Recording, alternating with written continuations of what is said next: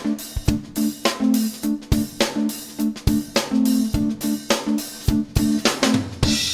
good morning and welcome. And I reported this story from the UK because it was probably about 2 years ago, give or take. But DNR, do not resuscitate orders, were being given out by care homes, doctors and hospitals for disabled people. Mostly, I think I reported about somebody was Down syndrome, for example.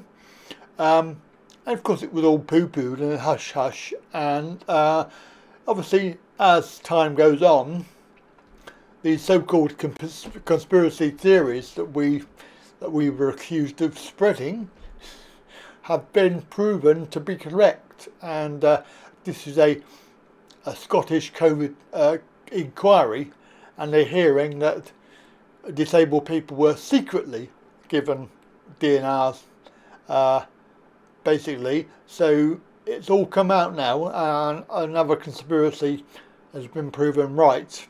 So let's have a look, because this is the Daily Mail, mainstream media, obviously. You can't help that. But let's have a look. Mail Online, disabled people were secretly given DNR.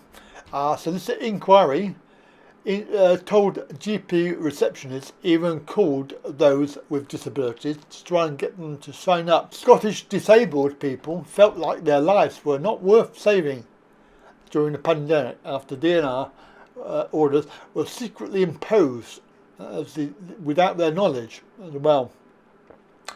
GP receptionists even called up people with disabilities to try and persuade them that they needed a DNR.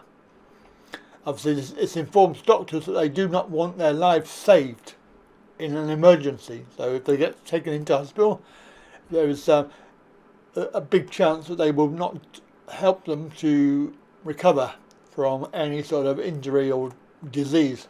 Now, obviously, some in this inquiry, they were told how some of her members were left isolated during lockdowns. They feared their bodies will not be discovered if they died at home. This is an inquiry in Edinburgh, and it's specifically probing the use of DNRs.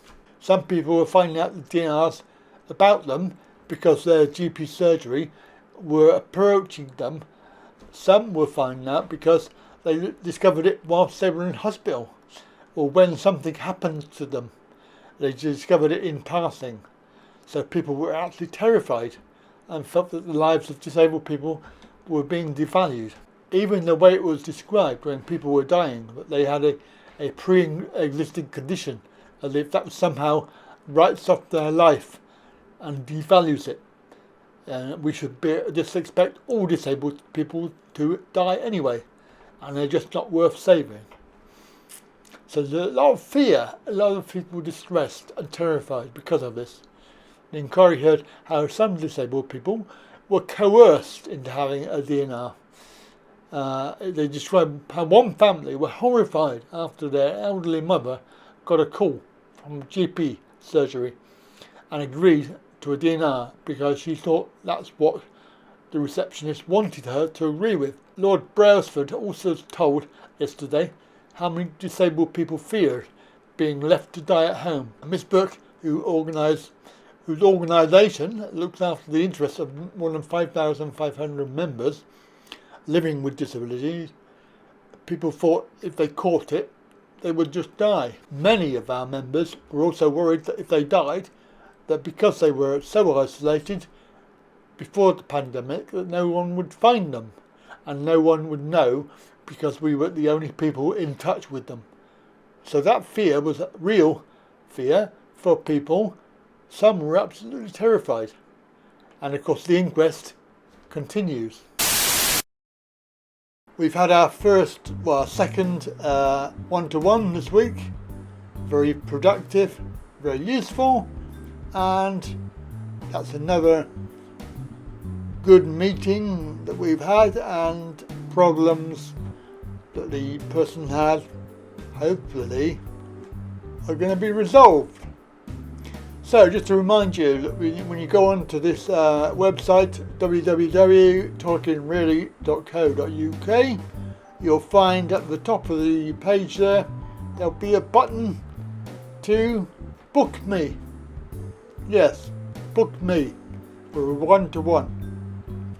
Now I've had to change from using Calendly. Calendly was free, but they decided that they were going to change their TOS, terms of service. I did have 4 different bookings that you could make, but they changed the system so that you could only see one of them unless you pay. Also, my assumption was, when I signed up for the free account, that they would take the money when people book, and they don't unless you pay. And to be perfectly blunt, it ain't worth my while. And it's called Pick Time. So let's have a little look, and I can show you the items that you have to be able to select. So from the website, click on the button to book me. You'll be taken to a page, and there you'll be able to select make a booking. You'll get this, which is a pick time page, and it has 4 different meetings at the moment. There probably will be other ones added, but you can see there's 2 30-minute and 60-minute one-to-one for everybody, and then a 30 and 60-minute meeting for people who are already Patreons, supporters, members, people like that, because they get a £5 discount. If you book me using the incorrect link, your booking will be cancelled. So do not think that you can book a cheaper rate when you're not a Patreon or a member. If you're a normal person and you want help, select one of the first 2 items. So let's click 30-minute. You then have the opportunity to select a day. So let's go for Monday, and then you can select your time, and then it will ask you for some details, and you'll then have to go on and pay the fee. It does collect the fee through PayPal. So that's the system. And obviously if you go for a Patreon, if you're a Patreon member, you have the same opportunity to go through, and you can select the same times, but it will be cheaper. So there we go, that's very simple to do. If you do want a one-to-one, then please make a booking. So yes, it is an ongoing inquest in Scotland, but DNRs are something that they put on disabled people mostly without their knowledge and without the family's knowledge. And if there's people out there who are worried about that, then you can check, because even now, if you've got a DNR, it probably still be there on your record, and you can check to see if they've done it without your knowledge. Certainly if you've had a phone call, then you will know, and they can be very persuasive. At the moment I keep on getting texts and emails from the NHS asking me to go through my booster and my flu jabs, and I've told them many times that I don't want it, but they do not listen. And certainly emails and text messages nearly every day can be quite upsetting, really, especially when you've said that you don't want stuff. Anyway, I look forward to your comments on that, and should be interesting debate that we can talk about. Right, that's it for today.